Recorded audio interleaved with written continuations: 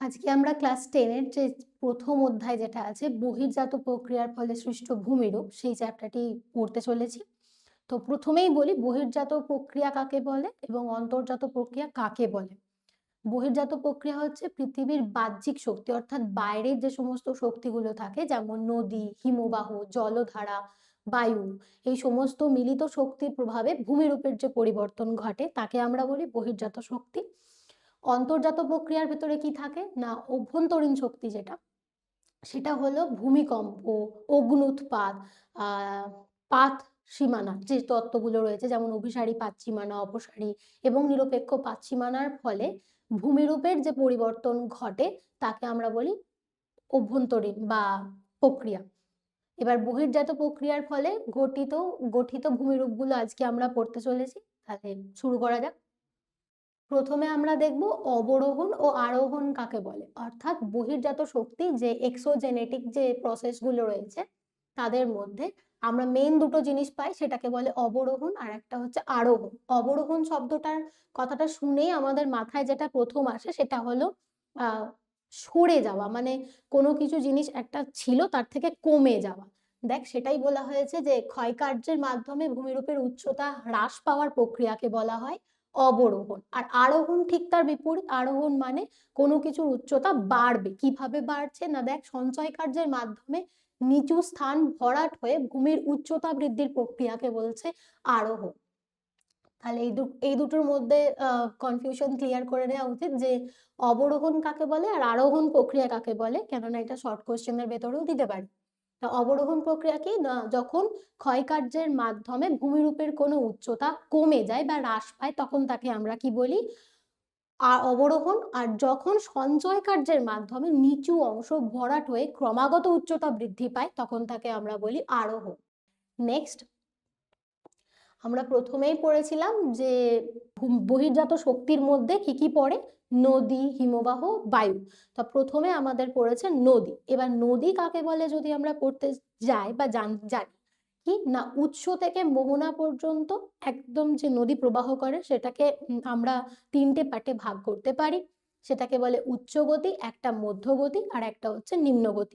এবার এই উচ্চগতি, মধ্যগতি এবং নিম্নগতিতে নদী তিনটে কাজ করে।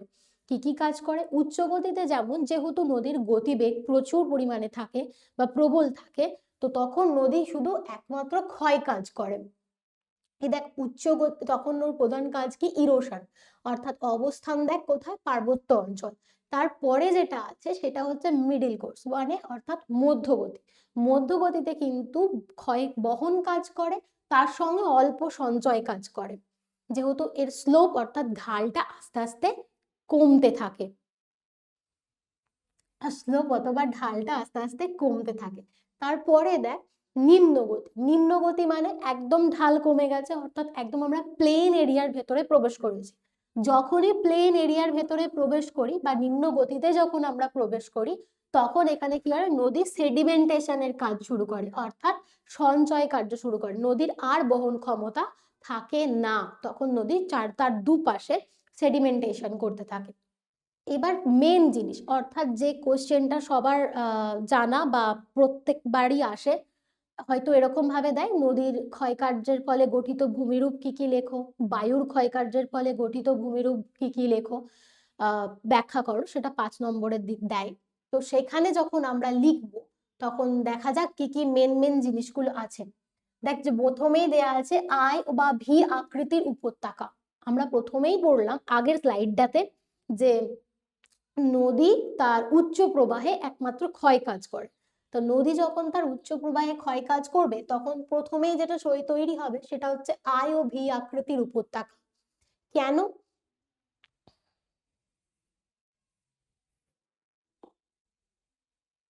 কারণ নদী যখন পার্বত্য এলাকা এরকম কেটে বেরোতে আরম্ভ করে, জলপ্রবাহ যখন করে তখন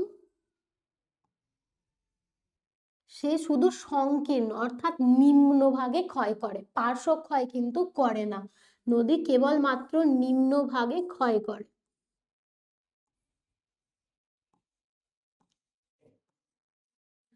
এই যখন ক্ষয় কাজ নিম্নর দিকে করে, অর্থাৎ নিচের দিকে যখন ক্ষয় কাজ চালায়, তখন আকৃতিটা কেমন তৈরি হয়? আই শেপের। অর্থাৎ আমরা ছবিতে বিভিন্ন, হ্যাঁ এই যে এইটা, এইটাতে যদি আমরা দেখি কেবলমাত্র নিচের দিকে অর্থাৎ নিম্ন ভাগে ক্ষয় করেছে বলে দেখ পাশ কেটে কেটে এরকম বেরিয়ে গেছে, আর এটা দেখতে অনেকটা আয়। কেন? এই দেখ, এই ঢালটা যদি আমরা খেয়াল করি তাহলে এটাকে আয় তৈরি হয়। এরপরই যখন এটা মানে নদী যখন আরেকটু নিচের দিকে নামবে তখন কেমন তৈরি হবে? যখন আরো নিচের দিকে নামবে তখন নদী কি শুরু করবে? প্রথমে তো ছিল এমন, এরম। এবার ও পার্শ্বক্ষয় শুরু করবে, অর্থাৎ ধীরে ধীরে আয় আকৃতিটা ভি তৈরি হবে। মানে এই দিকগুলো নদী ক্ষয় কাজ করতে, এইখানে যেমন ক্ষয় কাজ করছিল তখন যেহেতু পুরোপুরি আয় একদম সংকীর্ণ উপত্যকা ছিল, যখনই সে পার্শ্বক্ষয় আরম্ভ করবে তখন এই দুটো এক্সপ্যান্ড করতে থাকবে, অর্থাৎ বাড়তে থাকবে, যার কারণে এটা ক্রমাগত ভি আকৃতি তৈরি হবে। আর ঠিক এর উল্টো অপোজিট অর্থাৎ ইউ তৈরি হয় কখন? না যখন আমরা হিমবাহের ক্ষয় কার্যে যাব। পরেরটা দেখ, গিরিখাত বা ক্যানিয়ন, ঠিক ওইটাই বলেছে, খুব গভীর আয় আকৃতির উপত্যকা শুষ্ক অঞ্চলে এদেরকে ক্যানিয়ন বলে, যেমন এদেরকে বলে, যেমন উদাহরণ হচ্ছে গ্র্যান্ড ক্যানিয়ন। অর্থাৎ কি না, এই আই বা ভি আকৃতির উপত্যকাটা যদি শুষ্ক অঞ্চলে দেখা যায় তখন আমরা একে গ্র্যান্ড ক্যানিয়ন বলে যাই। যেমন উদাহরণ হচ্ছে কলোরাডো নদীর ওপর গ্র্যান্ড ক্যানিয়ন। তারপরে যেটা যাব সেটা হচ্ছে জলপ্রপাত। এটা একটু বুঝতে হবে কেমন ভাবে না, যদি এভাবে আমাদের ছবি আঁকতে হবে ক্লাস 10-এর মাধ্যমিকের যখন আমরা অ্যান্সার শিট বানাবো জিগজ্যাগ প্যাটার্নে, মানে এদিকে আর দেখাচ্ছি ওটা পরে। যদি আমরা এরকম ভাবে এখানে যদি নরম শিলা হয়,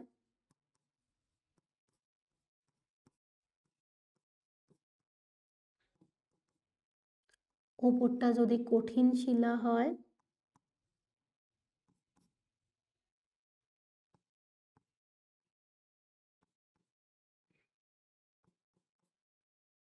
আবার যদি নরম, এভাবে যদি ক্রমাগত চলতে থাকে, অর্থাৎ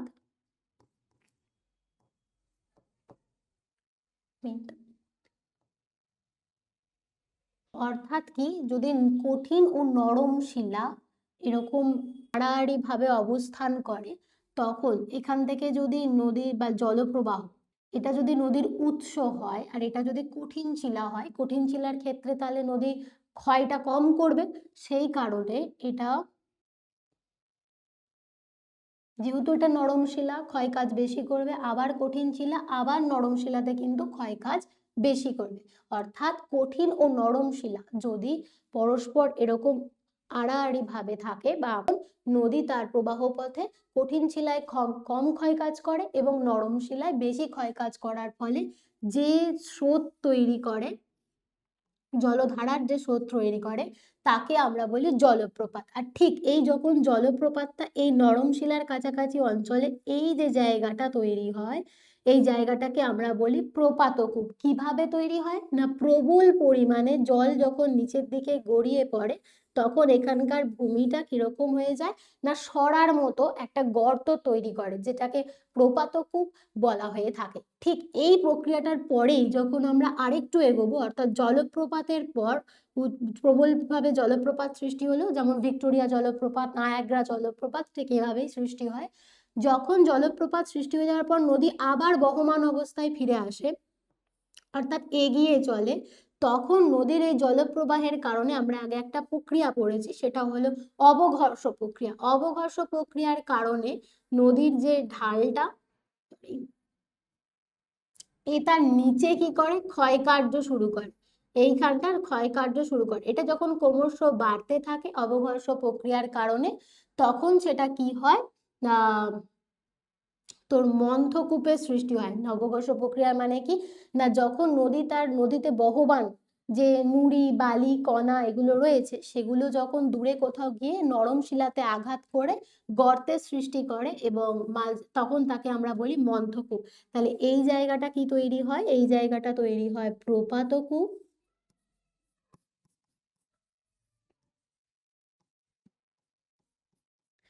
আমরা এখানে যে বুদবুদ আকারে সৃষ্টি হয়ে যে গর্তটা সৃষ্টি হয়, এটা আমি ওপরে এঁকে ফেলেছি হিসেব মতো, এটা দেখতে হবে এমন।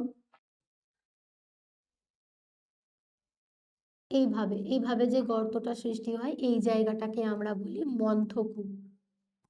পরের লাইনেই আমরা দেখতে পাবো, পরে ওই স্লাইডটার পরেরটাতেই আছে মন্থকূপ। দেখা যাক, দেখ এই দেখ, নদীর তলদেশে ঘূর্ণায়মান পাথরের আঘাতে সৃষ্ট গর্ত। নদীর তলদেশে ঘূর্ণায়মান পাথরের আঘাতে সৃষ্ট গর্ত অর্থাৎ কি, কিভাবে এটা ঘূর্ণায়মান হলো না, আমি প্রথমের ওই স্লাইডটাতে দেখিয়েছিলাম ওই যে জলপ্রপাতের ফলে যে এটা সৃষ্টি হলো এইখানটাকে আমরা কি বলে থাকি না, এই জায়গাটা যে হাঁড়ির মতো অংশটা তৈরি হয় প্রবল জলের আঘাতে বা জলের যে ঘূর্ণায়মান শক্তি, তখন এটাকে আমরা বলি প্রপাতকূপ। তারপরে নদী যখন এগিয়ে চলে তখন ঠিক তার নিচ ও নিম্নভাগে নদীর মধ্যে থাকা নুড়ি বালি পাথরের আঘাতে নদী তার গতিপথে ঘূর্ণায়মান পাথরের আঘাতে কি তৈরি করে, যে গর্তটা বা তলদেশে যে গর্ত সৃষ্টি করে তাকে আমরা বলি মন্থকূপ।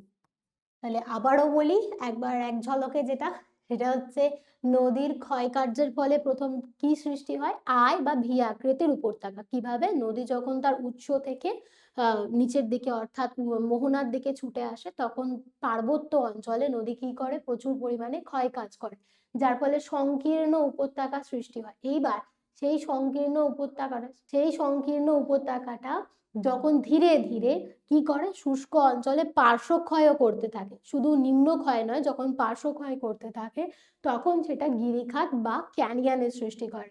উদাহরণ কি, কলোরাডো নদীর ওপর থাকা গ্র্যান্ড ক্যানিয়ন। তারপরে জলপ্রপাত কি না, এইখানে যদি ওই ছবিটা আমরা হিসেব করি তাহলে এখানে কঠিন শিলা, এখানে নরম শিলা, আবার কঠিন শিলা, আবার নরম শিলা, এভাবে পরপর যদি আড়াআড়ি ভাবে থেকে থাকে, লম্বালম্বি ভাবে একের ওপর লম্বালম্বি ভাবে যদি থেকে থাকে, তখন এই নদী তার উৎস থেকে মোহনার দিকে যাওয়ার পথে কঠিন শিলা কম ক্ষয় কাজ করে এবং নরম শিলার ওপর বেশি ক্ষয় কাজ করে, যেমন ভেনেজুয়েলার অ্যাঞ্জেল জলপ্রপাত।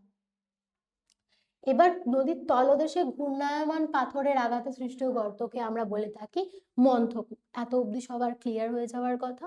নেক্সট আমরা যাব, এবার নেক্সট কোশ্চেন আসে, সেটা হলো নদী তার সঞ্চয় কার্যে কি কি করে থাকে। মেনলি আমরা জানি নদী তার সঞ্চয় কার্যে কি করে, সেডিমেন্টেশন, অর্থাৎ নিম্ন প্রবাহে নদী কি করে, সঞ্চয় কাজ করে, যেটাকে আমরা বলি সেডিমেন্টেশন বা সঞ্চয় কার্যের ফলে কি কি গড়ে ওঠে। দেখা যাক কি বলছে, দেখ পল্লল শঙ্কু না, পাহাড়ের পাদদেশে নদীবাহিত পলি জমে হাত পাখার মতো ভূমিরূপ তৈরি হলে তাকে আমরা বলি পল্লল শঙ্কু। না, পাহাড়ের পাদদেশে নদী যখন অর্থাৎ নিচে একদম পাহাড় থেকে বেরিয়ে যখন তার সমভূমির দিকে এগোচ্ছে তখন যদি কোনো পলি বালি জমে হাত পাখার মতো ভূমিরূপ, এই যে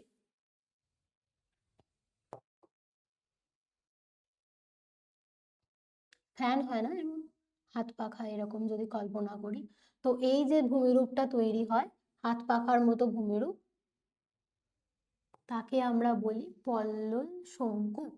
তারপর যেটা আসে অশ্বক্ষুরাকৃতি হ্রদ, অর্থাৎ কি অক্সবোলিক, এটা খুব ইম্পর্টেন্ট, নদী বাঁক বা মিয়েন্ডার, এটাও এক ধরনের কোশ্চেন দেয়, শর্ট কোশ্চেন।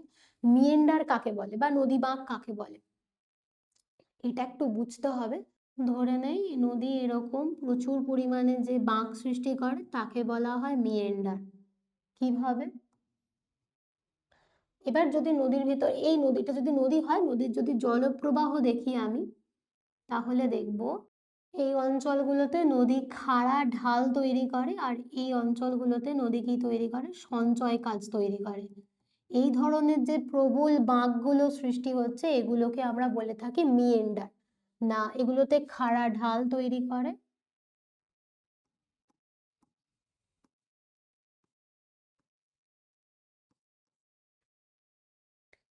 আর এখানে তৈরি করে সঞ্চয়।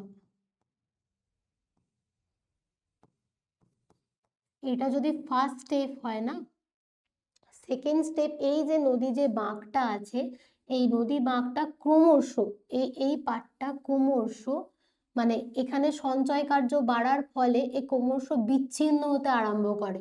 বিচ্ছিন্ন এই সরু অংশটা কি হয়, বিচ্ছিন্ন হতে হতে এক সময় নদী ঠিকভাবে বয়ে চলে কিন্তু এই বিচ্ছিন্ন অংশটা ঠিক এইভাবে পড়ে থাকে আর এইখানে নদী তার সেডিমেন্টেশন, ঠিক আছে।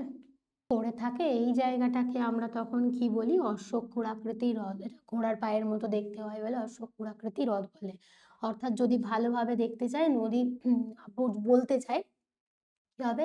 নদী তার মধ্যগতিতে বা সঞ্চয় কার্যের সময় কি তৈরি করে? বহন ক্ষমতা এবং সঞ্চয় কার্যে আস্তে আস্তে প্রবেশ করার কারণে আর বয়ে নিয়ে যেতে পারে না, তখন খাড়া ঢালটা আরো সঞ্চয় কার্যটা এই যে পাটটা, খাড়া ঢালটা ক্রমশ বিচ্ছিন্ন হয়ে সরে এসে আলাদাভাবে একটি সরু অংশ তৈরি করে, যেটাকে ঘোড়ার পায়ের মতো দেখতে হয়, এবং বাকি নদী আবার পুনরায় চলতে আরম্ভ করে। এই জিনিসটাকে আমরা বলি অশ্বক্ষুরাকৃতি হ্রদ।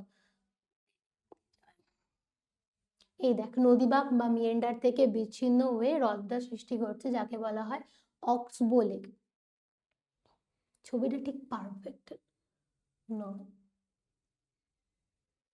আচ্ছা, পরেরটা দেখবো প্লাবন ভূমি, অর্থাৎ বন্যার পলি জমে নদীর দুপাশে সৃষ্ট উর্বর সমতল ভূমি। প্রথমেই বললাম খাড়া পাড়, একটা যেটা খাড়া পাড় সেটাকে আমরা বলি ক্লিপ, আর যেটা ঢালু অর্থাৎ মৃদু পাড় তাকে আমরা বলি স্লোপ। এবার যে খাড়া পাড় বলছে বন্যার পলি জমে নদীর দুপাশে সৃষ্ট উর্বর সমতল ভূমি, অর্থাৎ এই দুপাশে সৃষ্ট যখন উর্বর মাটি থাকবে, পলি মাটি জমে যে সমতল ভূমি তৈরি হবে, তখন তাকে আমরা বলবো প্লাবন ভূমি। আর প্লাবন ভূমি মানে বুঝতেই পারছে যে বন্যার ফলে বা কখনো ওই যে বান আসে, সেই বানের ফলে নদীতে যে পলি জমে থাকে, তার নুড়ি বালি থাকে, সেগুলো যখন দুকুল ছাপিয়ে গিয়ে জমিয়ে দেয়, জমিয়ে যখন সমভূমি তৈরি করে, তখন তাকে আমরা বলি প্লাবন ভূমি।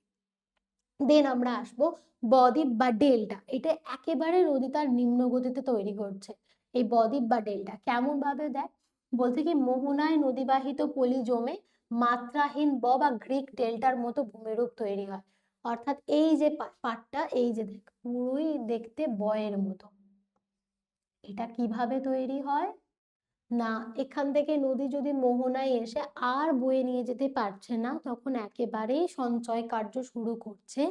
তখন সঞ্চয় কার্যের ফলে যে মাত্রাহীন বয়ের মতো দেখতে ভূমিরূপ গুলো তৈরি হয়, তখন তাকে আমরা বলি বদ্বীপ বা ডেল্টা। বদ্বীপ অনেক প্রকারের হতে পারে, পাখির পায়ের মতো, করাতের দাঁতের মতো, আর এটা তো আছেই আকৃতির বদ্বীপ। এছাড়া আর কিছু বলার নেই এখানটায়। তাহলে আমরা যদি আরেকবার রিভিশন করে নিই এটার ভেতরে, তাহলে দেখতে পাবো সঞ্চয় কার্যের ফলে কি কি হয়। প্রথমে যেটা পড়লাম সেটা হচ্ছে পল্লল শঙ্কু, না পর্বতের পাদদেশে নদীবাহিত পলি জমে হাত পাখার মতো যদি ভূমিরূপ সৃষ্টি করে, তখন তাকে আমরা বলি পল্লল শঙ্কু। দেন যাবো অশ্বক্ষুরাকৃতি হ্রদ। অশ্বক্ষুরাকৃতি হ্রদের আগে কিন্তু আমাদের মিয়েন্ডারটা ক্ল্যারিফাই করতে হবে। কিভাবে না, মিয়েন্ডার কাকে বলছে? নদীর যে বাঁক তাকে আমরা বলি মিয়েন্ডার।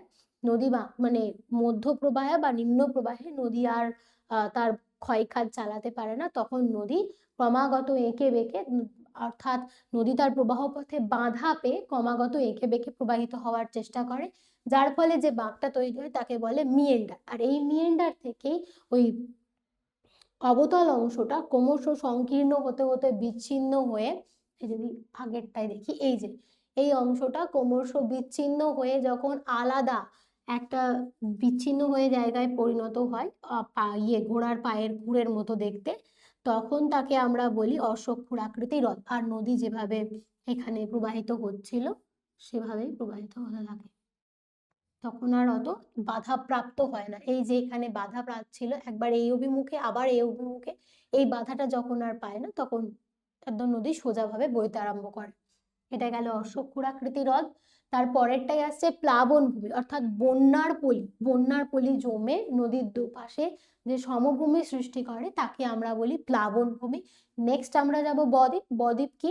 মোহনায় নদীবাহিত পলি জমে মাত্রাহীন বা গ্রিক অক্ষর ডেল্টার মতো দেখতে যে ভূমিরূপ তৈরি করে, তখন তাকে আমরা বলি বদ্বীপ। বদ্বীপ অনেক প্রকারের হয়, এই কোশ্চেনটাও দিয়ে থাকে। বদ্বীপ কপোকাকৃতি, না বদ্বীপ পাখির পায়ের মতো বদ্বীপ দেখতে হয়, ধনুক আকৃতির বদ্বীপ দেখতে হয়, আর করাতে দাঁতের মতো বদ্বীপ দেখতে হয়। ইন জেনারেল আমাদের গঙ্গা ব্রহ্মপুত্রতে যে বদ্বীপগুলো দেখতে পাওয়া যায় সেগুলো ধনুক আকৃতির বদ্বীপ, অর্থাৎ পুরোপুরি এই যে এভাবে এই বো শেপে থাকে,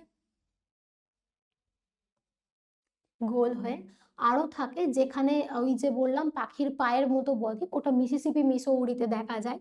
কিভাবে হয় জিনিসটা না, যদি ধরি এটা নদী প্রবাহিত হচ্ছে, এটা একটা মূল নদী যদি অসংখ্য একদম মোহনা অঞ্চলে এসে অসংখ্য শাখা নদীতে ভেঙে যায়, মানে এরকম একগুচ্ছ শাখা নদীতে যদি ভেঙে যায়, তখন সেটা পাখির পায়ের মতো, এই যে দেখ পাখির পায়ের মতো দেখতে আকার ধারণ করে, তাই একে বলে পাখির পায়ের মতো বলে। আর করাতে দাঁতের মতো যে বদ্বীপ আছে ওটাও বলি, তবে ওটা খুব একটা ইম্পর্টেন্ট নয়।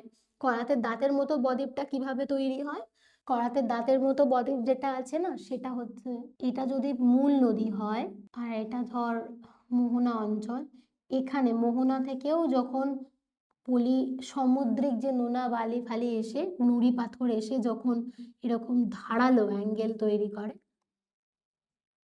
তখন তাকে এই করাতে দাঁতের মতো বদ্বীপ বলা হয়। অর্থাৎ দুপারেই খাড়া, মানে এরকম ডেল্টা শেপে আসে, ডেল্টা শেপই, কিন্তু এই প্রপার যে বদ্বীপ বা বড় আকৃতির হয় না, এটা এক্সপ্যান্ড করে যায়, ছড়িয়ে যায়, তখন ওটাকে আমরা বলি করাতে দাঁতের মতো বদ্বীপ। আচ্ছা, এবার নদীর ক্ষেত্রে যেটা দেখলাম সেটা হলো নদীর ক্ষয়কাজ সঞ্চয় কার্য তো দেখলামই, এখানে যেটা দেখবো কাজের পদ্ধতি। হিমবাহ কি আগে বলি। হিমবাহ হচ্ছে অভিকর্ষের টানে ধীর গতিতে নামতে থাকা বিশাল বরফের স্তূপ। আর তার মধ্যে যেটাকে হিমরেখা, যেটা ইম্পর্টেন্ট, সেটা হচ্ছে হিমরেখা কাকে বলে না, যে রেখা বরাবর সারা বছর বা বহু যুগ ধরে বরফাবৃত জমি বা ভূমিরূপ সৃষ্টি হয়, তখন তাকে আমরা বলি হিমবাহ। হিমবাহ কি ধীর গতির বরফের নদী। এবার অভিকর্ষের টানে অবশ্যই হিমবাহ তিন প্রকারের হয়, মহাদেশীয়, পাদদেশীয় আর একটা হচ্ছে পার্বত্য। তো মহাদেশীয় যে হিমবাহগুলো হয় ইন জেনারেল সেগুলো মেরু প্রদেশের হিমবাহ হয়ে থাকে, অর্থাৎ প্রচন্ড ঠান্ডা জায়গা। এবার আমরা জানি যে যদি এটা আমাদের পৃথিবী হয়, এটা যদি 0 ডিগ্রি হয়, এটাকে যদি আমরা 90 ডিগ্রি বলি, তাহলে তাহলে এখানে আমাদের গ্র্যাভিটেশনাল ফোর্স প্রচুর পরিমাণে থাকে। এই পয়েন্টে কিন্তু গ্র্যাভিটেশনাল ফোর্স প্রচুর পরিমাণে থাকে, অর্থাৎ পৃথিবী তার সবকিছু নিজের কেন্দ্রের দিকে টানতে চায়। তো সেই কারণে এই পাদদেশীয় হিমবাহ, ওই মহাদেশীয় যে হিমবাহগুলো আছে, সেই হিমবাহগুলো নিজে অভিকর্ষের টানে নিচের দিকে নামতে শুরু করে। এর ফলে যে ভূমিরূপগুলো তৈরি হয় সেগুলো দেখবো এবার। আর হ্যাঁ, এই একটা জিনিস মাথায় রাখতে হবে, হিমবাহ যখন আমরা পড়বো তখন তার কাজের মধ্যে দুটো মেন বৈশিষ্ট্য মানে পদ্ধতি পড়বো, সেটা হচ্ছে উৎপাটন আর একটা হচ্ছে অবঘর্ষ। উৎপাটন কথাটা শুনেই বোঝা যাচ্ছে যে কোনো একটা স্থানে পড়ে থাকা জিনিসকে সমূলে যদি অন্য জায়গায় নিয়ে চলে যাওয়া যায়, তখন তাকে আমরা বলি উৎপাটন। আর অবঘর্ষটা কি, অবঘর্ষ দেখ, ঘর্ষ মানে হচ্ছে ঘর্ষণ জাতীয় কোনো জিনিস, অর্থাৎ বোঝাই যাচ্ছে যে ঘর্ষণের ফলে ঘটে থাকা কোনো জিনিস।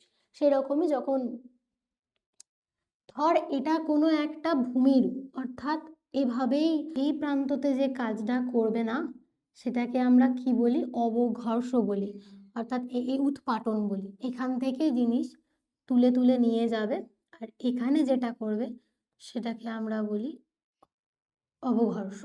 তাহলে এই জায়গাটাতে দাঁড়ালো কি উৎপাটন, আর এখানে হয় অবঘর্ষ। ঠিক আছে, এটা যদি বোঝা না যায় আরও একবার বলছি, যখন এখানে কোনো ভূমিরূপ থেকে থাকে, ভূমিরূপের ওপরে যদি এভাবে আমরা হিমবাহ থাকি, এইভাবে যখন ভূমিরূপ তার গতিপথে এগোচ্ছে, অর্থাৎ এদিকে তো এগোচ্ছে, তখন এ কি করে উৎপাটন করে, আর এখানে নিয়ে গিয়ে ও কি করে এইদিকে নিয়ে এসে, অর্থাৎ এটা কি এদিক থেকে ও এগোচ্ছে আর এদিকে নিয়ে গিয়ে ও কি করছে অবঘর্ষণ প্রক্রিয়া চালু করে দিচ্ছে। আচ্ছা, এবার আমরা আসি যে উৎপাটন কি, হিমবাহের টানে শিলাখণ্ড বিচ্ছিন্ন হয়ে বরফের সাথে মিশে যায়, তখন তাকে বলা হয় উৎপাটন। এই যে জিনিসটা পড়লাম। আর অবঘর্ষটা কি, বরফের তলদেশে আটকে থাকা শিলার ঘর্ষণের ফলে ভূমিরূপের ক্ষয়। সেই একই জিনিস, যদি আমি আবারও বলছি না, যদি ধরে নিই এটা একটা ভূমিরূপ আছে ইভেন, আর এটার ওপরে এইভাবে যদি ভূমিরূপ থেকে থাকে, তখন আমাদের কি হয় না, এই যে বলেছে না হিমবাহের টানে শিলাখণ্ড বিচ্ছিন্ন হয়ে, এখান থেকে ফাটল তৈরি হয়। ফাটল মানে ধর এই যে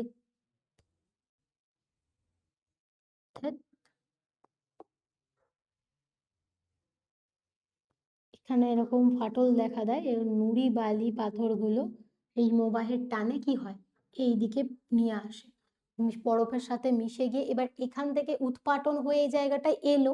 আসার পর কি করছে, এখানেও তো অলরেডি শিলা আছে, সেই শিলার ঘর্ষণের ফলে যে প্রক্রিয়াটা হয় তখন তাকে আমরা বলি অবঘর্ষ প্রক্রিয়া। তাহলে এইদিকে যদি হিমবাহের ডিরেকশন হয় তাহলে এই জায়গায় হয় উৎপাটন,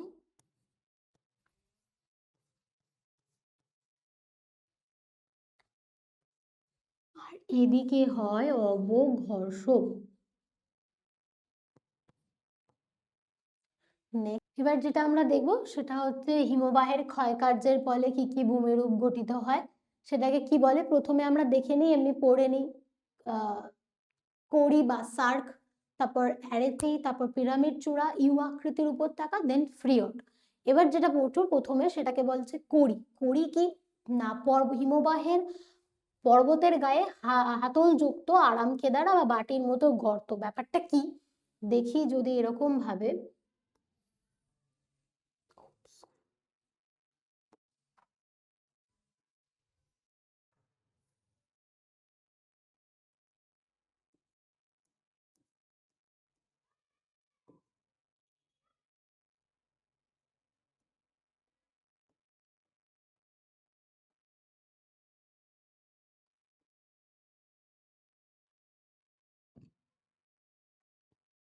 না পর্বতের গায়ে হাতল যুক্ত আরামকেদারা বা বাটির মতো গর্ত, এই দেখ এটা হচ্ছে পর্বতের গা।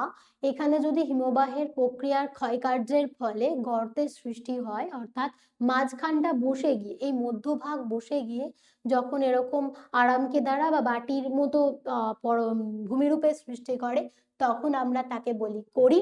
এই করি, এই যে এখানে একটা করি আর এখানে একটা করি বা সার্ক, যেটাই বলি না কেন, দুটি সার্কের মাঝের অংশ, অর্থাৎ এই যে এটা একটা সার্ক তো এটা একটা সার্ক, এই যে দুটোর মাঝের অংশ এটাকে আমরা বলি অ্যারেট। এই অ্যারেট, এদিক থেকে দেখ এখানে একটা অ্যারেট, এবার ওর পেছনেও তো আছে, এরকম অনেকগুলো অ্যারেট যখন একত্রিত মিলিত হয় তখন আমরা তাকে বলি পিরামিড চূড়া। তাহলে এটা কি, এটা হলো করি বা সার্ক,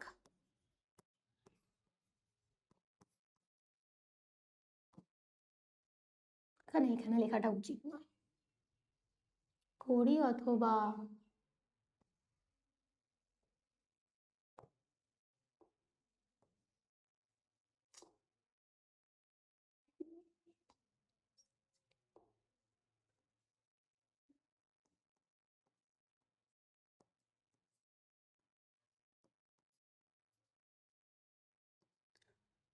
এই যে জিনিসটা, এই দুটো কড়ির মধ্যবর্তী অংশকে, অর্থাৎ এই জিনিসটাকে আমরা কি বলি, এটাকে আমরা বলি অ্যারেটি। অর্থাৎ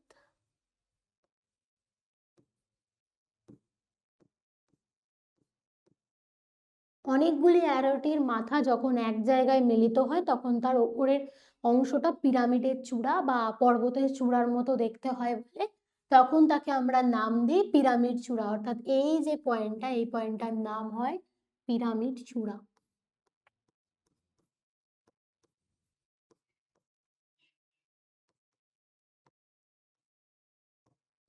তাহলে আমরা আর একবার পড়ি এই তিনটে একসঙ্গে, যেহেতু এই তিনটে একসঙ্গে কেন, একই একটা জিনিস পড়লেই তিনটে জিনিস হয়ে যায়। কি না, হিমবাহ তার সঞ্চয় কার্যের ফলে বা ক্ষয় কার্যের ফলে যে একটি ভূমিরূপ তৈরি করে সেটা হচ্ছে সার্ক বা করি। কেমন ভাবে না, পর্বতের গায়ে, অর্থাৎ পর্বতের গায়ে যখন হিমবাহ বসে গিয়ে যে ভূমিরূপটা তৈরি করে, চেয়ার বা বাটির মতো দেখতে কোনো ভূমিরূপ তৈরি করলে তখন তাকে আমরা বলি কড়ি। দুটো কড়ির মধ্যবর্তী অংশকে আমরা বলে থাকি সার্ক, আর অ্যারেটি। আর অনেকগুলো অ্যারোটি একত্রিত হয়ে যখন পিরামিডের মতো চূড়া বা পর্বত চূড়া সৃষ্টি করে তখন তাকে আমরা বলি পিরামিড চূড়া। এইবার ইউ আকৃতি উপত্যকা, হিমবাহ প্রবাহের ফলে নদী উপত্যকা চওড়া হয়ে ইউ আকৃতি ধারণ করে।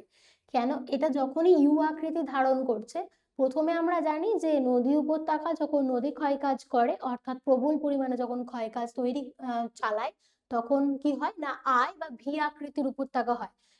সেইটার পর যখন আস্তে আস্তে ধীরে ধীরে তার পার্শ্ব ক্ষয় করে, তখন ইউ আকৃতি তৈরি হয়। ঠিক তেমনই হিমবাহ প্রবাহের ফলে যখন নদী উপত্যকা আরো চওড়া হয়ে ইউ আকৃতি ধারণ করে, তখন তাকে আমরা বলি ইউ আকৃতির উপত্যকা। আর একটা হচ্ছে ফ্রিয়ড। ফ্রিয়ড কি না সমুদ্রের জলে ডুবে থাকা গভীর হিমবাহ উপত্যকাকে আমরা বলি ফ্রিয়ড। আর মানে কিভাবে বোঝায়, সমুদ্রের জলে ডুবে থাকা গভীর হিমবাহ উপত্যকা মানে হচ্ছে বরফের চাঁই, অর্থাৎ ওপরটা দেখে যতটা না গভীর, ওপরটা যতটা না উঁচু, তার থেকে দ্বিগুণ বেশি যখন নিচে গভীর থাকে, তখন যে জিনিসটা থাকে তৈরি হয়, তখন আমরা তাকে বলি ফ্রেয়ড। তার জন্য বলছে সমুদ্রের জলে ডুবে থাকা গভীর হিমবাহ উপত্যকাকে ফ্রিয়ড বলে। মেন জিনিস এটাই, শার্ক কোরি অ্যারোটি আর পিরামিড চূড়া, এখানে আর কিছু নেই। আশা করি সবাই বুঝে গেছে। তাহলে আমি আর একবার বলি না, হিমবাহ কি? হিমবাহ হচ্ছে বহু যুগ ধরে পড়ে থাকা বরফাবৃত মোটা স্তরযুক্ত বরফের যে স্তর তৈরি হয়, তাকে আমরা বলি হিমবাহ। আর হিমরেখা ইম্পর্টেন্ট। হিমরেখা কেন না, হিমরেখা কাকে বলছে না, যে রেখা বরাবর পৃথিবীর কোনো অংশ সারা বছর ধরে যদি বরফে ঢেকে থাকে, তখন তাকে আমরা বলি হিমরেখা। হিমরেখার ক্ষেত্রে বা হিমবাহর যে ক্ষয়কার্য করে, সঞ্চয় কার্য করে, তার দুটো কার্যের পদ্ধতি, এক উৎপাটন আর একটা হচ্ছে অবঘর্ষ। না হিমবাহ যেদিকে প্রবাহিত হচ্ছে সেদিকে প্রথম তৈরি হয় উৎপাটন, আর যেদিকে সে পরবর্তী ঢালটা বিপরীত ঢালটাতে সে করে কি অবঘর্ষ। অর্থাৎ যেমন হচ্ছে তোর হিমবাহের টানে শিলাখণ্ড বিচ্ছিন্ন হয়ে বরফের সঙ্গে মিশে যায়, সেটাকে বলছে আমরা উৎপাটন। আর অবঘর্ষ কি, বরফের তলদেশে আটকে থাকা শিলার ঘর্ষণে ভূমির ক্ষয় হলে তখন তাকে আমরা বলি অবঘর্ষণ। এরপর যেটা পড়েছি আমরা সেটা হচ্ছে হিমবাহের ক্ষয়কার্যের ফলে সৃষ্ট ভূমিরূপ, সার্ক বা করি, তারপরে অ্যারাটি, তারপরে পিরামিড চূড়া, তারপরে ইউ আকৃতি, আর তারপরেই আসছে ফ্রেয়ড। নেক্সটে যাব।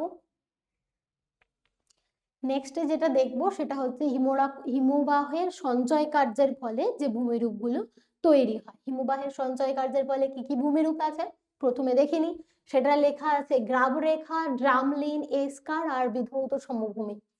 প্রথমে গ্রাবরেখা কি না, হিমবাহের দ্বারা বাহিত নুড়ি পাথর জমা হয়ে সৃষ্ট স্তূপই হচ্ছে গ্রাবরেখা।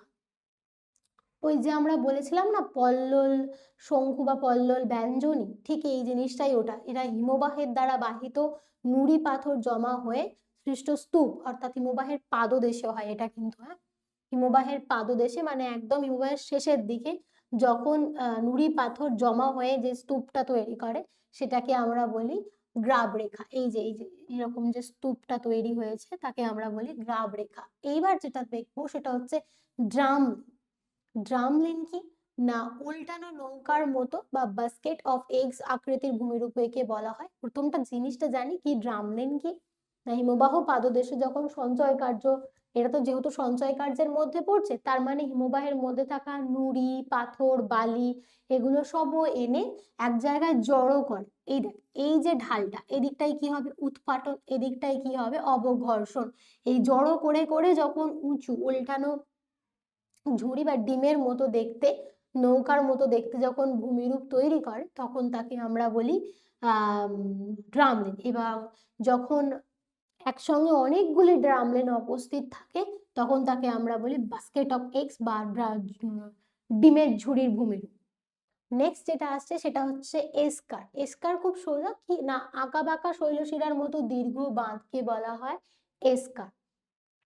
এই যে শৈলশিরা তো হিমবাহ প্রবাহিত হয়, তার সঙ্গে যখন সেই প্রবাহিত দিক অনুসরণ করে যখন তার নুড়ি বালি পাথর জমে গিয়ে হিমবাহের সঙ্গে থাকা নুড়ি বালি পাথর জমে যে ভূমিরূপ গঠন করে, তাকে আমরা বলি এস্কার। এবার যেটা আসছে আউট ওয়াশ প্লেন, এটাও দেয় আলাদাভাবে শর্ট কোশ্চেন, আর ডিমের ঝুড়ির দেশও দেয় বা ভূমিরূপ কাকে বলে লেখো, এটাও শর্ট কোশ্চেনের জন্য দিয়ে থাকে।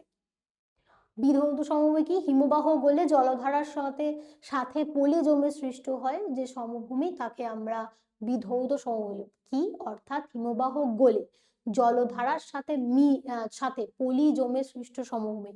হিমবাহ কোথায় হবে? না পার্বত্য দেশে, অর্থাৎ মহাদেশীয় হিমবাহ রয়েছে, পাদদেশীয় হিমবাহ রয়েছে। এই হিমবাহগুলো যখন পার্বতীয় দেশে জলধারার সঙ্গে মিশবে, অর্থাৎ দেখ এখানে বলছি হিমবাহ গলে জলধারার সাথে পলি জমে সৃষ্ট সমভূমি ওই হিমবাহ থেকে আসা, এবং জলে থাকা জলধারার সঙ্গে থাকা পলি বালি নুড়ি একত্রিত হয়ে যখন যে সমভূমি সৃষ্টি করবে তখন তাকে আমরা বলি বিধৌত সমভূমি। এর মধ্যে ড্রামলিনটা ভেরি ভেরি ইম্পর্টেন্ট, এটা আলাদাভাবে দিয়ে থাকে।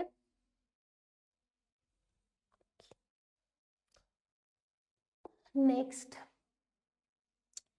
যেটা পড়বো সেটা হচ্ছে বায়ু অর্থাৎ বহির্জাত শক্তির মধ্যে আর একটা শক্তি পড়ে, সেটাকে আমরা বলি সেটা হচ্ছে বায়ু। এবার বায়ু কোথায় প্রথমত কাজ করে? নিশ্চয়ই মরুভূমি অঞ্চলে ক্ষয়কার্য বা সঞ্চয় কার্য যা করার করবে বায়ু, এছাড়া খুব একটা কাজের হবে না অন্য কোথাও। যেখানে দেখ ওটাই লেখা আছে কাজের ক্ষেত্র কোথায়, না প্রধানত মরুভূমি অঞ্চলে যেখানে গাছপালা কম, তবেই সেখানে বায়ু প্রবাহটা বেশি ভাবে হবে। এও ঠিক একই জিনিস, অবঘর্ষ করতে পারবে, অপসারণ করতে পারবে এবং ঘাত প্রতিঘাতের মধ্য দিয়ে সে যাবে বা তার ক্ষয়কাজ সঞ্চয় কাজ করে থাকবে। ঠিক ওরকম আমরা ডেফিনেশন গুলো একটু করে জেনে নিই। অপসারণ প্রক্রিয়াটা কি? অপসারণ মানে আমি আগেও বলে এলাম, দেখ ওখানে যখন আমরা প্রথম নদীর ক্ষয়কাজ পড়তে বা নদীর কাজ সম্বন্ধে পড়েছি, একটা জিনিস পড়েছি অবরোহণ আরোহণ ক্ষয়কার্যের ভূমিরূপ পড়ার প্রথম দিকে। সেই অবরোহণ আরোহণের মতনই হচ্ছে অপসারণ। অপসারণ মানে কি? এক জায়গা থেকে সরিয়ে আর এক জায়গায় নিয়ে যাওয়াকে আমরা কি বলি? অপসারণ। ওটাই লেখা যায় বালি ও ধূলিকণা উড়িয়ে নিয়ে যাওয়ার প্রক্রিয়াটাকে বলে অপসারণ। আচ্ছা, অবঘর্ষ কি? বালু কণার আঘাতের শিলাক্ষয়। অবঘর্ষ, ঘর্ষ শব্দটা থেকেই বোঝা যাচ্ছে যে কোনো কিছুর ঘর্ষণ আসবে। ঠিক কেমন ভাবে হবে? না এই যে বালিকণা উড়িয়ে নিয়ে গিয়ে যাচ্ছে, সেখানে তো অনেক থাকছে নুড়ি বালি বালুকণা, সেগুলোর ক্রমাগত আঘাতে যে শিলাক্ষয়টা তৈরি হয় সেই প্রক্রিয়াটাকে আমরা কি বলি? অবঘর্ষ প্রক্রিয়া। নেক্সট যেটা যাব সেটা হচ্ছে ঘাত প্রতিঘাত, অর্থাৎ বালুকণার লাফিয়ে চলাটাকে আমরা বলি ঘাত প্রতিঘাত। মানে এক জায়গা থেকে লাফিয়ে যখন আর এক জায়গায় জাম্প করে তখন তাকে আমরা এই বলি ঘাত প্রতিঘাত। এই তিনটে প্রক্রিয়ার মাধ্যমে মূলত বায়ু তার ক্ষয় কাজ সঞ্চয় কাজ করে থাকে। এবার বায়ুর ক্ষয় কার্যটা ভেরি ভেরি ইম্পর্টেন্ট, ওটা প্রত্যেকবার মানে আমাদের সময়ও দিয়েছিল, এখনো দেওয়ার মতোই। তো বায়ুর ক্ষয় কার্যের ফলে যেগুলো হয় সেগুলো আমরা দেখতে থাকবো। ফার্স্ট হচ্ছে মাশরুম রক্স, ভেরি ইম্পর্টেন্ট। এটা তোর আলাদাভাবেও কোশ্চেন দেয় 2 নম্বরে, আবার 3 নম্বরেরও দেয়। মাশরুম রক বা যেটাকে আমরা বাংলায় গৌড় বলি, গৌড় কাকে বলে, গৌড়ের বৈশিষ্ট্য লেখো, এভাবে দেয়। যেটা দেখছিলাম এখানে যদি ধরে নিই এই ছবিটার ভেতরে যদি এটা নরম শিলা হয়, এটা কঠিন শিলা, আবার উপরেরটা এই জায়গাটা নরম শিলা এবং এখানটা কঠিন শিলা। দেখ এইভাবে ঠিক এইভাবে শেপটা তৈরি হয়েছে, ঠিক মাশরুমের মতো দেখতে হয়েছে বলে কি আমরা মাশরুম রক বলে থাকি। তো এবার যেটা পড়বো যে কঠিন ও নরম শিলা বায়ুর আঘাতে যদি এভাবে বায়ু হিট করে, অর্থাৎ অবঘর্ষ প্রক্রিয়া তার চালায়, তখন এই নরম শিলা বেশি ক্ষয়প্রাপ্ত হয় এবং কঠিন শিলা কম ক্ষয়প্রাপ্ত হওয়ার ফলে উপরের ভাগটা বেড়ে যায় এবং নিচের ভাগটা ক্রমাগত সরু হতে থাকে। এই যে ক্রমাগত সরু হওয়ার কারণে ওপরে ব্যাঙের ছাতার মতো যে ভূমিরূপটা তৈরি করে তাকে আমরা কিন্তু বলি গৌড়। এবার ঠিক তার অপোজিট, এটা যেমন এই আড়াআড়ি ভাবে ছিল, এরকম একের ওপর এক এই যে লম্বালম্বি ভাবে ছিল, এটা যখন উল্লম্ব ভাবে থাকবে, আড়াআড়ি ভাবে ছিল তো এটা, ঠিক এই ক্ষেত্রে যখন এটা এবার যদি দেখি এই কঠিন ও কমল শিলা উল্লম্ব ভাবে থাকে, এর মানেটা কেমন হবে? ধর এটা একটা ভূমিরূপ বা ভূপৃষ্ঠ, এখানে যদি কঠিন শিলা থাকে, এটা নরম শিলা, এটা কঠিন শিলা, আবার নরম শিলা, তাহলে এটা যদি কঠিন হয়, এটা যদি নরম হয়, এইভাবে যদি চলতে থাকে, আবার যদি কঠিন থাকে, আবার যদি নরম হয়, তাহলে কি হয়? অবশ্যই বায়ুর আঘাতে কি হবে? না কঠিন শিলা বেশি ক্ষয়প্রাপ্ত হবে,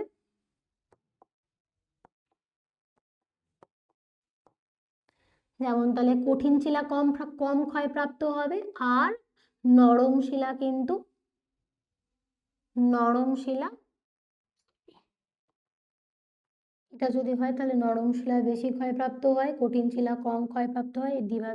এইভাবে যে জিনিসটা তৈরি হয়। আবার হয়তো পরেরটা নরম শিলা বেশি ক্ষয়, কঠিন শিলা কম ক্ষয়, আবার নরম শিলা, এইভাবে যেতে যেতে যে ভূমিরূপটা তৈরি হয়। দেখ ঠিক ওভাবেই আছে, যখন এটা উল্লম্ব ভাবে থাকছে না, এই জিনিসটা তার মানে কি, এইখানে যে রেখা দুটো দেখা যাচ্ছে, তাহলে আমরা বলতে পারি এখানে নরম শিলা আছে।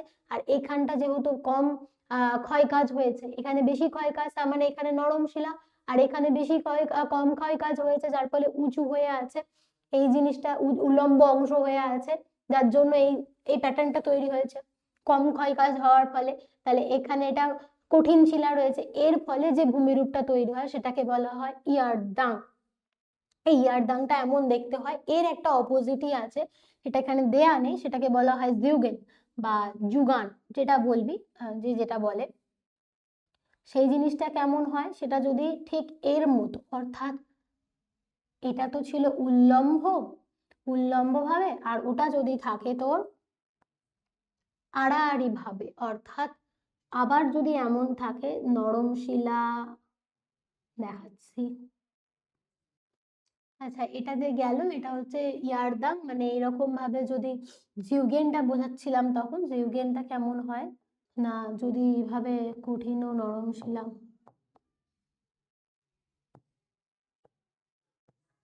এরকম মোড়কের ঝুঁটির মতো দেখতে তৈরি হয়, এখানে নরম শিলা থাকে, এগুলো কঠিন শিলা থাকার কারণে ভাঙতে পারে না, বেশি ক্ষয়কাজ হয় না, যার জন্য জিউগেন তৈরি হয়। আচ্ছা, ইয়ারদাং আর জিউগেনের মধ্যে পার্থক্য লিখতে দেয়, ওটা আমরা খুব ভালো করে জেনে নিলাম না। ইয়ারদাঙে কি হয়, ইয়ারদাঙে যেটা হয় সেটা কঠিন ও কোমল শিলা উল্লম্ব ভাবে থাকে, আর জিউগেনে যেটা তৈরি হয় সেটা কঠিন ও নরম শিলা বা কোমল শিলা আড়াআড়ি ভাবে থাকে। মালভূমির বুকে দাঁড়িয়ে থাকা বিচ্ছিন্ন ক্ষয়প্রাপ্ত টিলাকেই বলা হয় ইনসেলবার্ট, যেটা কিভাবে হয় সেই একই জিনিস, অপসরণ গর্ত থেকে শুরু হতে আরম্ভ করে, তারপর এক জায়গায় অপসরণ করে আর এক জায়গায় জমিয়ে দেয়, অবরোহণ করে, যার কারণে এই ইনসেলবার্টস তৈরি হয়। বিচ্ছিন্ন ভাবে টিলাটা থাকে, তাকে বলা হয় ইনসেলবার্টস। অপসরণ গর্ত সব থেকে কাতার, এই যে কাতার ডিপ্রেশন, এটা খুব ইম্পর্টেন্ট একটা জায়গা, লিখতে দেয়, শর্ট কোশ্চেন মাল্টিপল চয়েস থাকে। অপসরণ গর্তের মধ্যে যদি আমরা দেখতে যাই, না দেখি কি না, বালি অপসারিত হয়ে যে গর্ত সৃষ্টি হয়, অর্থাৎ এখান থেকে যখন উৎপাটন করে নিয়ে চলে যাওয়া হয়, তখন এখানে যে গর্তটার সৃষ্টি হয়, তখন তাকে আমরা বলি এই অপসারণ গর্ত। মেনলি এই অপসারণ গর্তগুলোতেই মরুদ্যান সৃষ্টি হয়, মেনলি এই অপসারণ গর্তগুলোতে মরুদ্যান সৃষ্টি হয়। কারখানার ক্ষেত্রে যদি আমরা দেখি, তাহলে এই দিকে হচ্ছে বায়ু প্রবাহ পথ, এইদিকে বায়ু বেশি টিলার মতো জমিয়েছে, তার নুড়ি বালি বালি সমস্ত কিছু জমিয়ে জমিয়ে ক্রমাগত এই দিক বরাবর সে সরু হয়ে এসেছে, এবং যার কারণে প্যাটার্নটা দেখতে হয়েছে আধখানা চাঁদের মতো। এইরকম যখন দেখতে হয়, তখন তাকে আমরা বলি বারখান বালিয়াড়ি। অর্থাৎ যদি প্রবাহ পথটা এমন হয় বায়ুর, অর্থাৎ তাহলে কেমন বোঝা যাচ্ছে না, বায়ুর ঢালটা, বায়ু প্রবাহিত হচ্ছে কোন দিকে, বায়ু প্রবাহিত হচ্ছে এই দিকে, অর্থাৎ এদিকে বায়ু প্রবাহিত হওয়ার ফলে কি হয়েছে না, এদিকেই সে তার অপসারণ কাজ এর কারণে বিভিন্ন রকম অন্য জায়গা থেকে অপসারণ গর্ত থেকে তুলে আনা বালি নুড়ি এখানে জমিয়ে এই বারখান বালিয়াড়ি তৈরি করেছে। বারখান বালিয়াড়ির মধ্যে কি মেন জিনিস, যা এটা আধখানা চাঁদের মতো দেখতে হয়, এবং দুই প্রান্তটা ক্রমাগত সরু হয়। এই বারখান বালিয়াড়ি থেকেই শিব বালিয়াড়ির তৈরি হয়। কিভাবে তৈরি হয় না, এই বারখান বালিয়াড়ির যে যে সরু অংশটা, এটা যদি ক্রমাগত তলোয়ারের মতো দীর্ঘ সংকীর্ণ বালিয়াড়ি সৃষ্টি করে, তখন তাকে আমরা বলি শিব বালিয়াড়ি। মানে এটা যখন পিছনে ফেলে এ আরো এগিয়ে যায় ক্রমাগত সংকীর্ণ হতে হতে, এবং দীর্ঘ পথ অতিক্রম করে, এটাও অবশ্য বায়ুর প্রবাহ পথের কারণেই হয়। দেখ এখানে যদি উইন্ডটাকে আমরা খেয়াল করি ছবিটার ভেতরে, তাহলে এই উইন্ডটা এরকম গেছে, আবার এই উইন্ডটা কিন্তু এদিক থেকে উইন্ডটা এমন এসেছে, অর্থাৎ এখানে এমন আঁকা বাঁকা ভাবে প্রবাহিত হওয়ার কারণে এই শেপটা এসছে, আর এদিক থেকে প্রবাহ পথে ওই বালি নুড়ি জমিয়ে জমিয়ে নিয়ে গেছে বলে ঢালটা এদিকে তৈরি হয়েছে।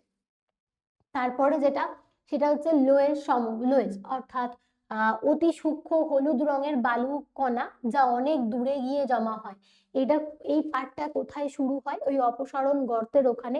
যদি আমরা ক্ষয়কার্যের ভেতরে অপসারণ গর্ত ইনক্লুড করতাম ওই পার্টটার ভেতরে, তাহলে দেখতাম বায়ু প্রবাহ তার প্রবাহ পথে এক জায়গার বালি নুড়ি অন্য জায়গায় বয়ে নিয়ে যায়। এক জায়গার যেখান থেকে বালি নিয়ে গেল সেখানে তো গর্ত সৃষ্টি হয়, অর্থাৎ সেটাকে বলে অপসারণ গর্ত। আর ওই বালি বয়ে নিয়ে গিয়ে যখন অন্য কোথাও বালুকণা বা অনেক দূরে নিয়ে গিয়ে জমা করে দেয়, তখন কি তৈরি হয়? না তখন তৈরি হয় লোয়ের সমভূমি। তাহলে এইটুকুই মতো কি আছে না বায়ুর সঞ্চয় কার্যের ফলে কি কি হয়?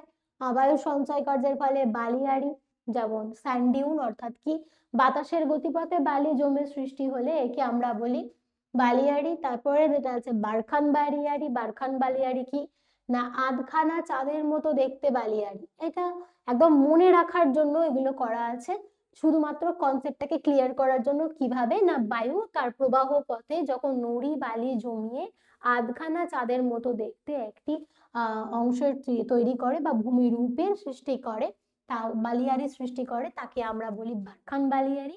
যার দূর প্রান্তটা ক্রমাগত সরু হতে হতে যখন দীর্ঘ তলোয়ারের মতো সংকীর্ণ বালিয়াড়ি সৃষ্টি করে তখন আমরা তাকে বলি শিব বালিয়াড়ি।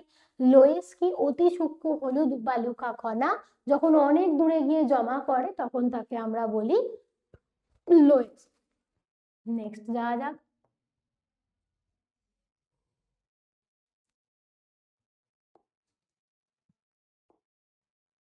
এখানে পুরোটা একটা জিস্ট করা আছে যে কটা আমরা বহির্জাত শক্তি পড়লাম। একটা পড়লাম নদী, যার মধ্যে নদীর ক্ষয়কার্যটা খুব ইম্পর্টেন্ট, অর্থাৎ ক্ষয়কার্যের ফলে বিশিষ্ট ভূমিরূপগুলো লিখতে দেয়।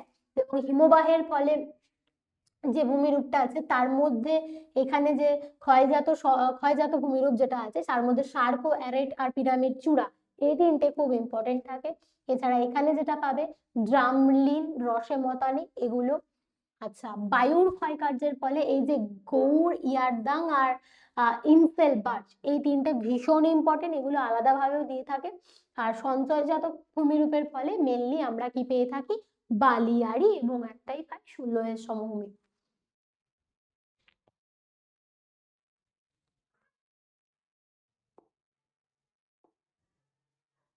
তাহলে একবার প্রথম থেকে জিস্ট একটা বুঝে নেওয়া যাক। প্রথমে আমরা দুটো জিনিস জেনেছি, যা কিভাবে কি কি শক্তি রয়েছে, একটা বহির্জাত একটা অন্তর্জাত। বহির্জাত শক্তিগুলোর প্রভাব কি কি না নদী, হিমবাহ আর বায়ু।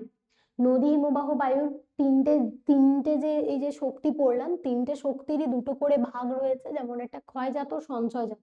নদী তার তিনটে প্রবাহ, অর্থাৎ উচ্চ গতি, মধ্যগতি এবং নিম্ন গতি। উচ্চ গতিতে কি করে থাকে? যেহেতু উচ্চ গতিতে ও হ্যাঁ, একটা ইম্পর্টেন্ট জিনিস যেটা উচ্চ গতির এখানে পড়বে তোমরা, সেটাকে বলে ষষ্ঠঘাতের সূত্র। নদীর গতিবেগ যদি দ্বিগুণ হয়, তাহলে দ্বিগুণ হারে বাড়ে, তাহলে তার বহন ক্ষমতা 2⁶ হারে বাড়তে থাকে। 2⁶ হারে বাড়তে থাকে। নদীর গতিবেগ যদি দুগুণ হারে বাড়ে তাহলে তার বহন ক্ষমতা, এটা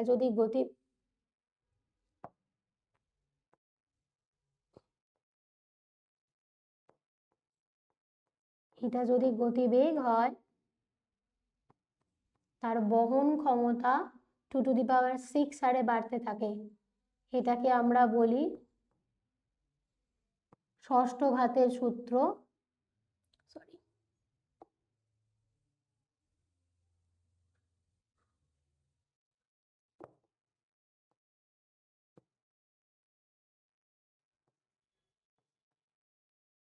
বহন ক্ষমতা দুগুণ হারে বাড়ে। এখানটা নোট করে রাখবে তোমরা,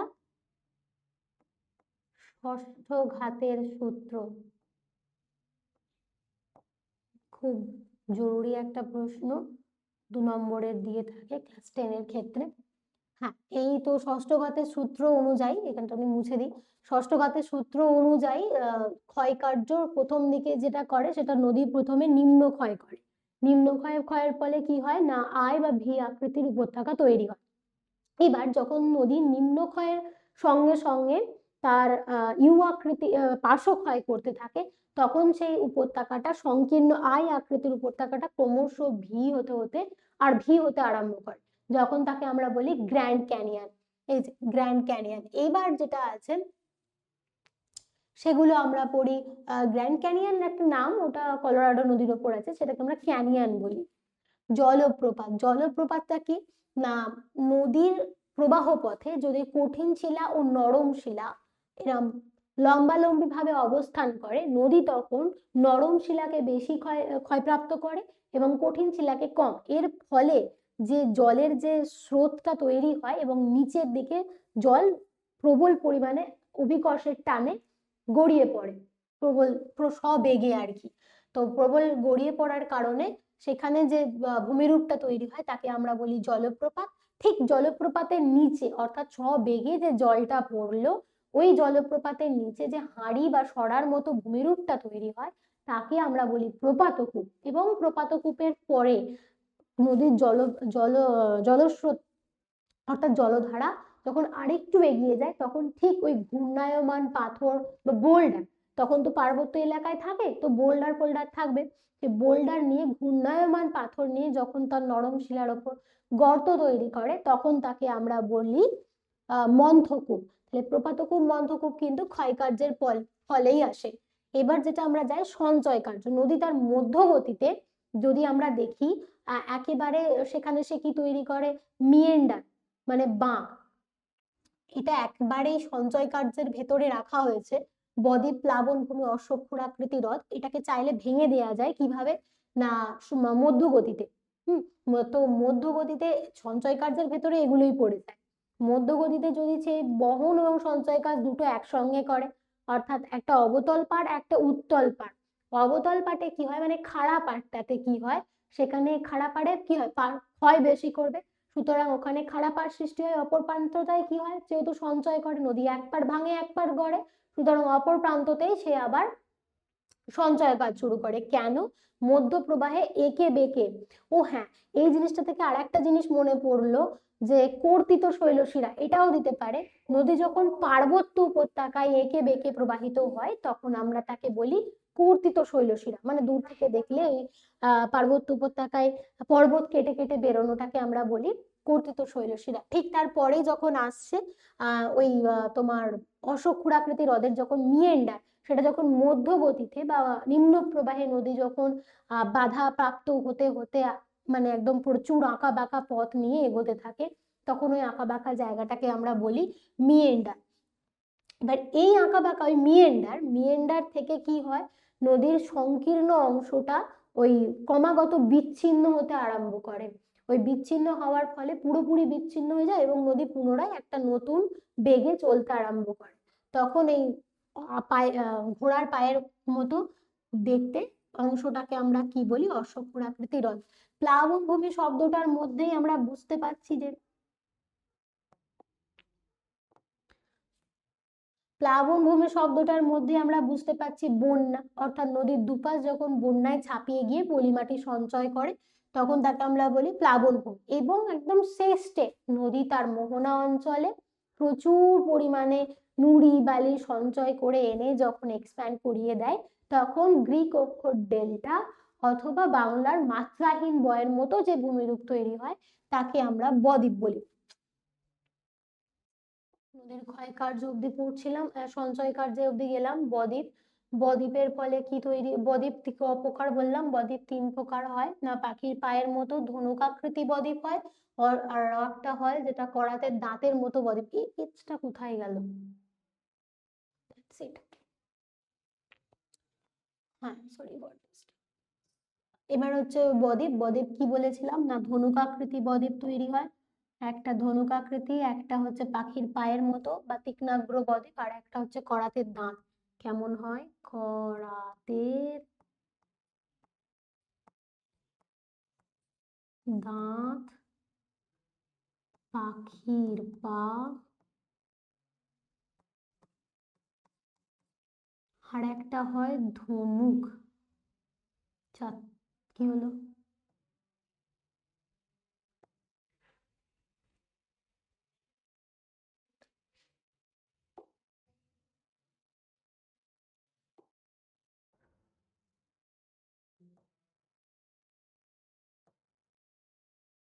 ধনুক আকৃতি, বোঝা গেছে। এই তিনটা আমি আর একবার বলে দিলাম। এটাও লিখতে দেয় বদ্বীপ কাকে বলে, বদ্বীপের কটি ভাগ, বদ্বীপের কয়েকটি ভাগ ব্যাখ্যা করো, এটাও লিখতে দেয়। তো কিন্তু মেইন যেই চ্যাপ্টারটা থেকে প্রশ্ন আসে সেটা পুরোটাই দেয় এই রকম যে নদীর ক্ষয় কার্যের ফলে ভূমিরূপগুলো কি কি, আর নদীর সঞ্চয় কার্যের ফলে ভূমিরূপগুলো কি কি, বা হিমবাহের সঞ্চয় কার্য। এবার যেটা আমরা পড়বো গ্লেশিয়ার, গ্লেশিয়ারের এখানে হিমবাহের ফলে দেখবো না যখন গ্লেশিয়ার তিন প্রকার হয়, পার্বত্য, পাদদেশীয় আর মহাদেশীয়। মেনলি মহাদেশীয় অঞ্চলগুলো যেগুলো হয় একদম উপর প্রান্তে থাকে, অর্থাৎ 90 ডিগ্রি অ্যালটিটিউডে থাকে, এটা সরি ও উচ্চ অক্ষাংশে থাকার কারণে তোর কি হয়, অভিকর্ষজ টান বেশি হওয়ার কারণে নিচের দিকে নেমে আসে, এবং সেই নেমে আসার পথে পার্বতের গায়ে বসে গিয়ে সেখানে যে চেয়ারের মতো বা সরা বা হাড়ির মতো যে ভূমিরূপটা তৈরি করে সেটাকে হাতল দেয়া চেয়ারের মতো যে ভূমিরূপটা তৈরি হয় সেটাকে আমরা বলি সার্ক বা করি। দুটো সার্কের মাঝের অংশকে বলে অ্যারোটি, আর অনেকগুলো অ্যারোটি যখন একত্রিত হয় তখন তাকে আমরা বলি পিরামিড চূড়া। আর ঠিক সেম জিনিস যখন হিমবাহ যখন তার উচ্চ প্রবাহে অর্থাৎ ক্ষয়কার্য করতে থাকে তখন ওই নিচের পার্শ্বক্ষয়ের সঙ্গে সঙ্গে যখন নিম্নক্ষয়ের সঙ্গে যখন পার্শ্বক্ষয় চালু করে তখন ইউ আকৃতির উপত্যকা কিন্তু আমাদের তৈরি হয়। এবার যেটা পড়েছিলাম সেটা ড্রামলিন, যার মধ্যে ড্রামলিন খুব ইম্পর্টেন্ট আর রসেমতানে খুব ইম্পর্টেন্ট। ড্রামলিন আর রসেমতানে অনেকটা কাছাকাছি। তো ড্রামলিন কি হয় না, ড্রামলিন ওই হিমবাহ প্রবাহ পথে যখন ওই বলেছিলাম না যে এটা যদি আমাদের ভূমিরূপটা হয় নর্মাল যে, আর এটা যদি হিমবাহটা হয় তাহলে এখানে ও করে উৎপাটন, এদিকে করে অবঘর্ষণ। এবার এই উৎপাটনের ফলে এখানে ধীরে ধীরে জমিয়ে যে ডিমের অর্ধ ভাগের মতো ওপরের অংশটার মতো যে ভূমিরূপ তৈরি করে তাকে আমরা বলি ড্রামলিন। ড্রামলিন যখন একসঙ্গে অনেকগুলো থাকে তখন তাকে আমরা বলি ডিমের ঝুড়ির দেশ বা ডিমের ঝুড়ির মতো ভূমিরূপ। নেক্সট আসছে এসকার। এসকার কি ও সরি গ্রাব রেখা আগে আছে। গ্রাব রেখা মানে কিছুই নয়, ওই পর্বতের পাদদেশে যখন হিমবাহ পল্লল শঙ্কু পড়েছিলাম না, যখন নদী তার এক্সপ্যান্ড করিয়ে দেয় পলি বালি জমিয়ে, ঠিক তেমনই যখন হিমবাহ তার পর্বতের পাদদেশে পলি নুড়ি জমিয়ে যে ভূমিরূপটা তৈরি করে তাকে আমরা বলি গ্রাবরেখা। গ্রাবরেখা অনেক রকম হয়, স্পার্শ গ্রাবরেখা, মধ্য গ্রাবরেখা, ওগুলো একটু দেখতে হবে। তারপরে থাকছে এসকার। এসকারটা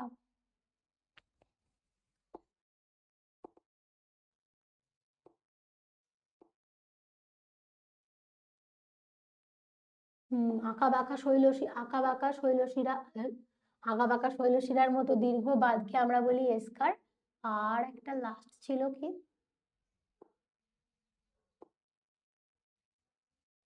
এসকার। এবার বায়ুর ক্ষয় কার্যের ফলে গৌড়, ইয়ারদাং, জিউগেন আর ইনসেলবার্গ কি, গৌড়টা আমরা জেনেছিলাম মাশরুম রক হিসাবে, এটাও আলাদাভাবে লিখতে দেয়, এটা এর মধ্যে খুব ইম্পর্টেন্ট। না এখানের মধ্যে দুটো জিনিস খেয়াল রাখতে হবে, গৌড়ে কেমন ভাবে কঠিন কমল শিলা থাকে, এরকম লম্বালম্বি ভাবে থাকে কঠিন ও কমল শিলা। যখন নরম নরম বা কমল শিলা থাকে তখন এখানে ক্ষয়কার্য বেশি হয়, যার ফলে নিম্ন ভাগটা খুব ক্ষয় হয়ে ওপর ভাগটা কঠিন শিলা থাকার কারণে এই ব্যাঙের ছাতার মতো ভূমিরূপটা তৈরি করে, তখন তাকে আমরা বলি গৌড়। ইয়ারদাংটা কি, ইয়ারদাং হচ্ছে যখন কঠিন ও নরম শিলা এরম লম্বালম্বি ভাবে অবস্থান করে, কমল শিলা বেশি ক্ষয়প্রাপ্ত হয়, কঠিন শিলা কম ক্ষয়প্রাপ্ত, আবার বেশি আবার এর কম করতে করতে এই যখন লম্বা লম্বা এই যে ভূমিরূপটা সৃষ্টি হয় তখন তাকে আমরা বলি ইয়ারদাং। আর ঠিক এর অপোজিট হচ্ছে জিউগেন। জিউগেন ব্যাপারটা কি হয়, জিউগেন ব্যাপারটা যখন হয় কঠিন ও কমল শিলা যখন লম্বালম্বি ভাবে থাকে, অর্থাৎ আড়াআড়ি ভাবে থাকে, সরি, যদি আড়াআড়ি ভাবে থাকে তখন ভূমিরূপটা দেখতে হয় মোরগের ঝুঁটির মতো এমন। এটা হচ্ছে জিউগেন। ইয়ারদাং আর জিউগেনের মধ্যে পার্থক্য, ইনসেলবার্গ মানে হচ্ছে একদম বিক্ষিপ্ত ভাবে যে টিলাটা থাকে, অর্থাৎ উৎপাটন প্রক্রিয়া বা অপসারণ গর্ত থেকে যে নুড়ি বালি জমি এনে যখন অন্য জায়গায় জমা করে তখন তাকে আমরা বলি ইনসেলবার্গ। আর এখানে সঞ্চয় কার্যের ফলে বালিয়াড়ি, বালিয়াড়িতে কি হয় না তার বায়ু তার গতিপথে বা প্রবাহ পথে বালি নুড়ি কণা জমিয়ে যে বালিয়াড়ি তৈরি করে, তখন ওই বালিয়াড়ির ভেতরে দুরকম বালিয়াড়ি পড়ে, একটা বারখান বালিয়াড়ি আর একটা শিব বালিয়াড়ি। বারখান বালিয়াড়িটা কেমন হয়, অর্ধচন্দ্রের মতো, অর্থাৎ এরম দেখতে হয়, যার দু প্রান্তটা সরু থাকে, আর এই দিকে বায়ুটা প্রবাহিত হয়, যার জন্য ঢাল থাকে এদিকে। এই অর্ধচাঁদের মতো দেখতে বালিয়াড়িকে বলি আমরা বারখান। এই বালিয়াড়িরই এই সরু অংশটা যখন আরো দীর্ঘায়িত, সরু ও সংকীর্ণ হয় এবং বায়ুর প্রবাহ পথের দিকে প্রবাহিত হয় বা বিস্তার করে, তখন তাকে আমরা বলি শিব বালিয়াড়ি। লোয়েস হচ্ছে একদমই আলাদা। লোয়েস সমভূমি কি না, যখন বায়ু তার গতিপথে বা প্রবাহ পথে, বায়ু তার প্রবাহ পথে যখন নুড়ি বালি অন্য জায়গায় দূরে নিয়ে গিয়ে সমভূমি তৈরি করে, তখন তাকে আমরা বলি লোয়েস সমভূমি। আশা করছি বোঝা গেছে এইটুকুর ভেতরে মেন মেন জিনিসগুলো। আর যখন আমরা এই অ্যান্সার গুলো লিখবো, প্রত্যেকটা চেষ্টা করব অ্যান্সারের সঙ্গে ছবি দেওয়ার, যাতে আমাদের মার্কসটা একটু ক্যারি করে। আর মাধ্যমিকের ক্ষেত্রে যদি এটা খাতা হয়ে থাকে, জিওগ্রাফির ক্ষেত্রে আমি বলতে পারি যদি এটা খাতা হয়ে থাকে, তো যদি আমরা এখানে 1 নম্বর কোনো একটা ভূমিরূপ লিখি, এখানে যদি 2 নম্বর ভূমিরূপ লিখি, তাহলে এদিকে একটা ছবি আঁকবো, নেক্সট কিন্তু এদিকে ছবি আঁকবো, অর্থাৎ জিগজ্যাগ প্যাটার্নে ছবি আঁকবো, যার ক্ষেত্রে নাম্বার ক্যারি করে। অবশ্যই ভালোভাবে হাইলাইট করব কিছু কিছু জায়গা, যেমন উদাহরণ হাইলাইট করার জায়গা আছে, নামগুলোকে আমরা হাইলাইট করতে পারি।